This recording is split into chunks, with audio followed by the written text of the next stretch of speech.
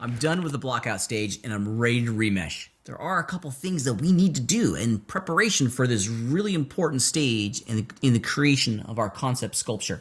So I'm going to go through, I've applied all of my modifiers to all of my objects. Most everything, especially on the appendages, had a mirror modifier. I've applied those. And now the second thing that I need to do is go through and look at all the transforms, okay? This is all going to get combined onto one object, okay? And oftentimes, this transform information is going to give us a real negative result if we're not mindful of it. The blockout stage is intended to be quick at object level. We're going to be moving, rotating, and scaling these objects any number of ways. We often likely have done it without paying too much attention to the transforms, which is fine. But now we need to pay attention to it as we combine all of these objects together. And let me show you a challenge that I ran into. We're going to do this one piece at a time. That way we understand exactly the issues that we're working with here. I'm going to start with the back, work my way up towards the front. And look at this. When I combine these, Control J, ooh, that back sphere flipped. Why? Why did it do that? It's kind of odd, don't you think? Well, let's hit undo and do some investigation here. If you look at this back sphere, yep, I just kind of messed up earlier when I was working with the blocking out. I scaled it in the negative direction, so this has actually been flipped inside out, which is why it became almost invisible on the outside when I combined it with this other guy. See how the polygons, the normals were flipped? It took the transform information and it flipped all the polygons. Now we have a couple choices in here that we need to do. The thing that I'm going to probably do on all of my objects is to apply all of my transforms. I'm going to just very quickly, let's just do it on one and then we can do it quickly on all the other ones. So with that sphere selected, I'm going to go Object, Apply, and let's just do all transforms. Ooh, yep. There's something going on with that sphere that we need to figure out. And luckily, we have some options available for us. I think it's just the normals. Remember, each one of our polygons is facing outwards or should be facing outwards. If it's facing inwards, we're going to get this really weird shading effect. Sometimes you don't catch this if your back face culling is off. So as a reminder, turn this option on. It's in your viewport shading styles. If this is on, you're going to get this weird look. I always kind of do a spot check. If I see shadows on the top when there shouldn't be shadows on the top, or if the computer is showing me some really odd shading, that's usually indication that my back face culling's off and I'm looking at the inside versus the outside orientation of all those faces, which in this case I absolutely am. So let's just grab all those polygons by hitting the A key on this object and performing the flip in the mesh normals flip. Keyboard shortcut Shift N, by the way. Good one to commit to memory.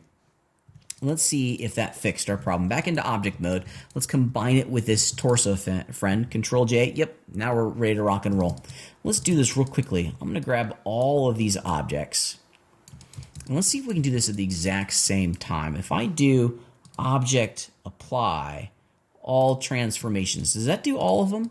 It sure does. Look, all of these objects have had their transforms applied to them. So now we can combine all of them at the exact same time. So Control J, now they're all in one mesh, and we're ready to start remeshing. This is a great, oops, looks like I forgot something here, or maybe I forgot a mirror. Let's hit undo. This is a good time to catch these problems. Yeah, it looks like I just didn't mirror that shape. So let's put the modifier back in. Definitely want to have these kind of bugs resolved before we go too much further. Yep, that's looking good. Let's apply the modifier on the shoulders. We're also going to apply the transforms. There we go. Oh, looks like I missed one on the ear too. Check that out. See how it's inside out? It's okay. We can always fix it. Into object mode, Shift N.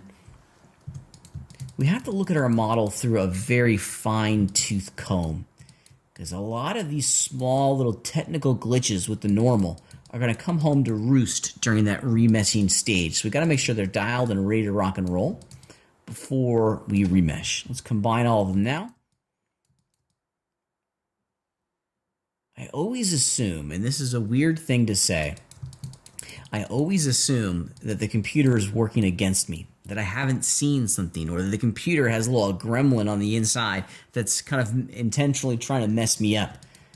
So I'm always looking spot checking my mesh at every stage before I go further. Usually at this point, I do a file save as, but since we're just kind of rocking and rolling here, let's jump into the sculpting environment and remesh this character. I don't want it to be super finely detailed. Let's remesh this and see what we get.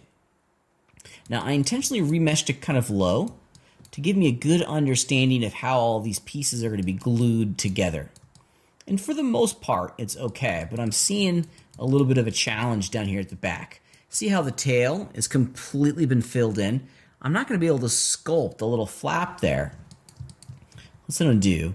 If I was to make my remesh values smaller in remesh, yeah, I'm getting a little bit of it, but this is a good illustration of when we kind of need to push the basic forms into a different pose than they would naturally be, just to make sure that we're getting sculptable geometry. You saw me do this with the mouth of our shark. We're going to do the exact same thing. I'm going to grab that polygon in there. Let's look at it from the side. And I'm going to intentionally rotate it upwards, something like that. That way there's a bigger gap in there.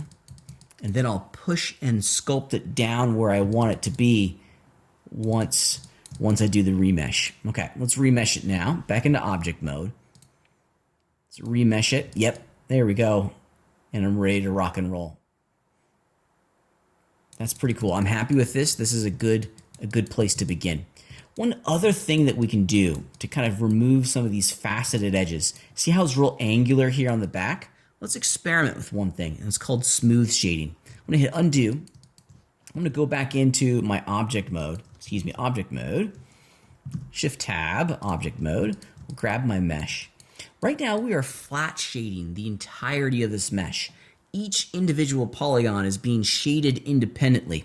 If you look real carefully, the light is not wrapping around each polygon. It's being shaded independently based on the angle of the polygon in relationship to the light. That's flat shading. We have another option called Shade Smooth, and I just right-clicked on the object, and now it's going to try to shade across all the polygons. It's going to look kind of wonky in some areas, but I like to experiment with this, having it be on when I remesh, just to see if I get a different result. Shouldn't be radically different, but you never know. Let's do it real fast. Let's jump back in to sculpt mode. Let's remesh this now. Yeah, it's a little softer. It's a little softer. I think I liked it the other way, flat shading, but it was a worthy exploration. Worthy exploration. Let's do shade flat. Go back into sculpt mode. Control tab. We'll remesh this again. Yeah, it looks a little bit more defined, which is okay. All right, other remeshing things that I'm seeing here. Okay, I'm just going around the mesh. One of the things that I like to do pretty early on as I experiment with the remesh is just make sure that I can smooth out some of these transitions. If I can't smooth them out, I want to be able to use my undo cue to my advantage, right?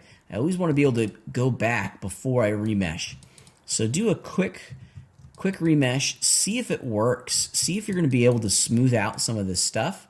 And if the answer is yes, go forth and start sculpting on this guy. If the answer is no, stop, do some box modeling, add a few edge loops, soften out some of these transitions, because if it doesn't work at this simple sculpt stage, it's never going to work.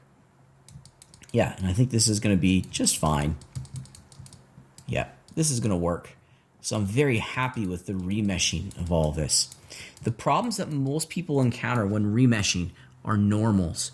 Do a critical analysis of all of the geometry across all the different objects that you blocked out your sculpture with, and make sure that all of the face normals are facing the outside, okay? Zero out and apply all of your transforms on all of your objects and combine all of these meshes. Do a critical investigation to make sure that the geometry on that combined mesh is perfect before you remesh, and I think you're going to have a really great experience both remeshing and then establishing your concept sculpture. The biggest challenge are those normals. Turn on the back face culling so you're seeing your model correctly, and that you're not accidentally seeing the inside normals when they should be facing outside. And then you should have a really great experience both remeshing and then establishing your concept sculpt.